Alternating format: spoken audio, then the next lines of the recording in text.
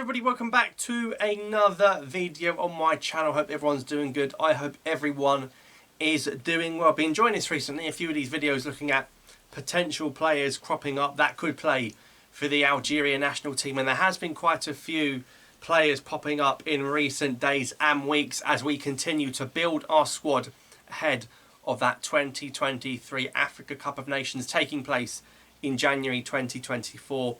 And clearly it's time to build a new team. That tournament will happen in 24. That's 5 years after winning AFCON in 2019. Yes, there'll be some big stars, some big players, the likes of Benassa, the likes of Riyad Mahrez, the likes of Ben Sebaini. That will still be present in that tournament. But you need new, fresh blood. You need to build a same team. You need to evolve. Sir Alex Ferguson used to say when he used to win all those trophies at Manchester United, the best time to improve the squad was when you're at the top. And that's something I think we didn't really capitalise on the back of winning that Africa Cup of Nations. So let's look at the goalkeeping spot today. Now, Luca Zidane, son of Zinedine Zidane, goalkeeper, has played for Real Madrid before in the past, currently at Eibar in the second division in Spain. I think it's called like La Liga Santander or something. So 23, 24 years of age, played for the French youth teams, can also of course play for Spain. I think he was born in Spain, and can also play for Algeria through his grandparents. There's a few of the Zidane boys that have gone on to be professional footballers, but we're focusing on Luca Zidane.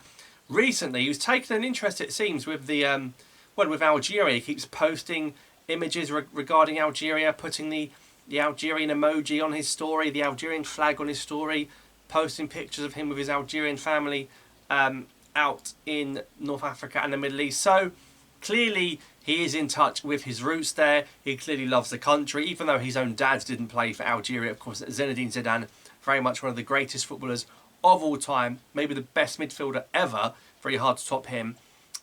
He played for France, of course, so this is very much Luca Zidane playing through his grandparents to get the eligibility. And I think Zinedine Zidane would love it for the legacy, for one of his kids to play for Algeria, because Algeria means a lot to Zidane, a country he's visited a lot. So let's look in terms of the quality of the national team. What does our goalkeeping position say at the moment? You've got Rice and Bulhi, who I love, and it's going to be so hard to let go of Rice and Bulhi. That day when he does go, it's going to be incredibly difficult to let go and to say goodbye to him.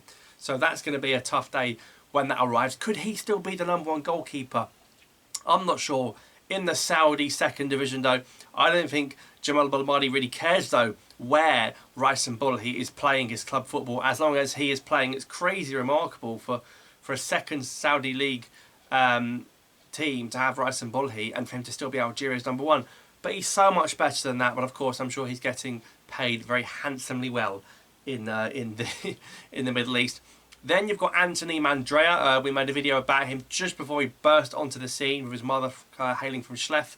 He's come into the national team. He's played a few games. Of course, he's much younger, a similar age to Luca Zidane.